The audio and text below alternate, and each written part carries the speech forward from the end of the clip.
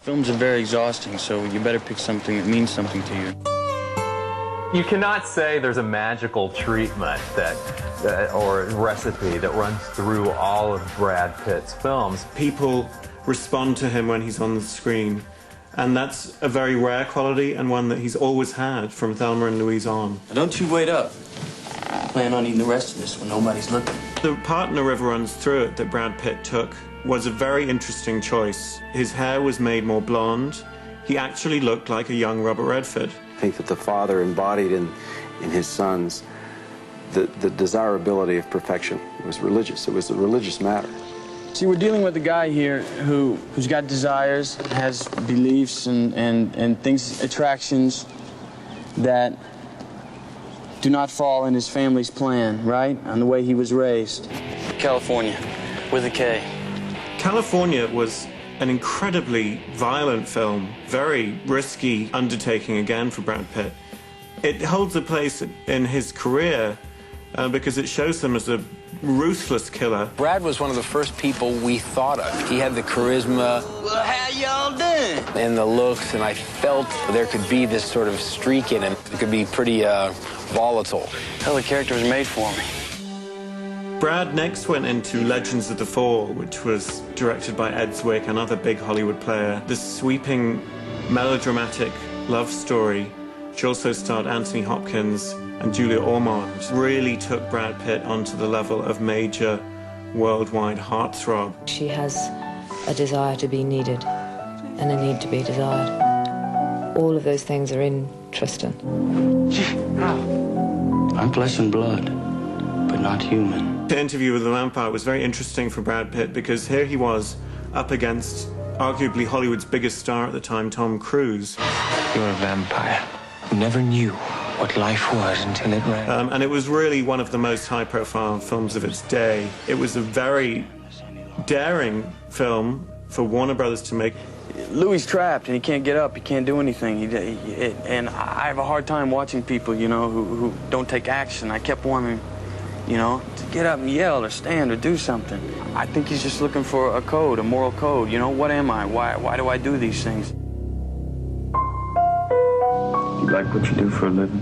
He could have become Hollywood's biggest romantic leading man. Instead, he chooses to go, again, into character, into a very dark thriller. You know, Brad was not available, and just one day we got a call from his agent that he could give us a short window if we could start the film, like, in 5 weeks. I always wanted Brad Pitt, but I couldn't get him. All of a sudden, he was there, but I had to start very quickly.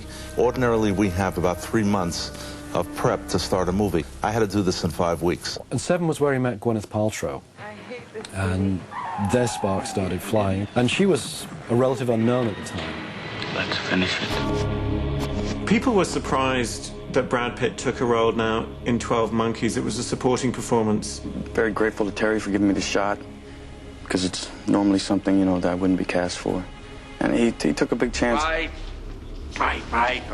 He is no longer the sexiest man in America. I think this is a place for crazy people. I'm not saying you're not mentally ill. For all I know, you're crazy as a loon.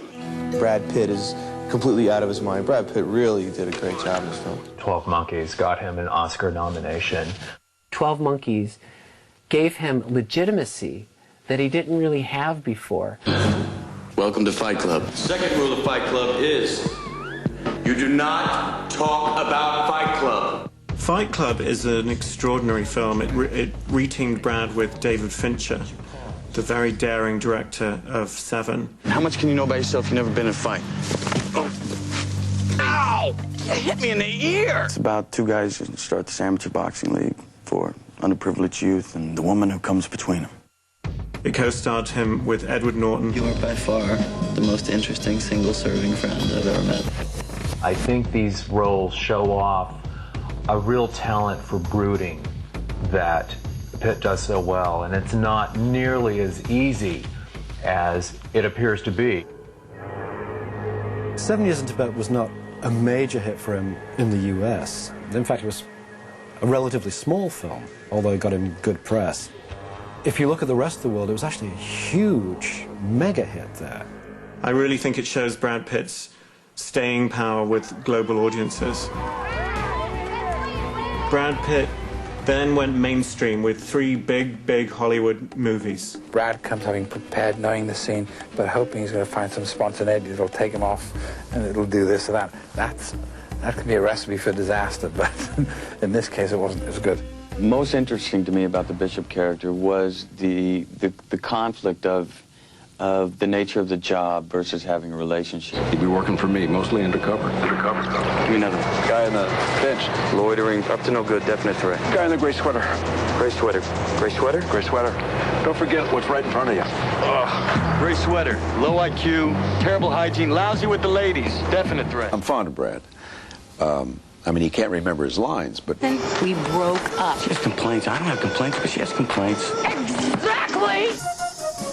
I need a lift in your El Truco to the next... The Mexican showed that Brad had a much lighter side, and he had some broad comic scenes with his longtime friend Julia Roberts. She's very talented, and you know, she plays her cards right.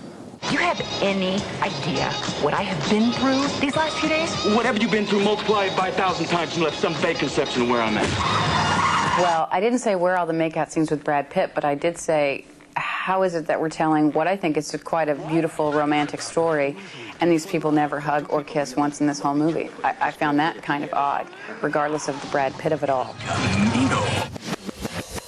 We did not even attempt to become a member of the Rat Pack. We want to do something new and different, because if we try to do that, we're done. We're over. You want to knock over a casino? 3 casinos? You gotta be nuts. Exactly. And that's the idea. You don't want to remake a classic, you know. You want to remake a film that didn't work so well. Everybody came on board from the very beginning and said, okay, this is going to be a fun one. From the very beginning, it was a great time. It was the spirit of the idea of some of the early flicks where they just load it with the cast. You go, there's Chucky Bronson, there's McQueen, there's blah, blah, blah. And the idea of it just sounded like such fun. Smash and grab job, huh? Slightly more complicated than that. You just hold up your end, and knowing that Julia Roberts is in it, it's going to do all right.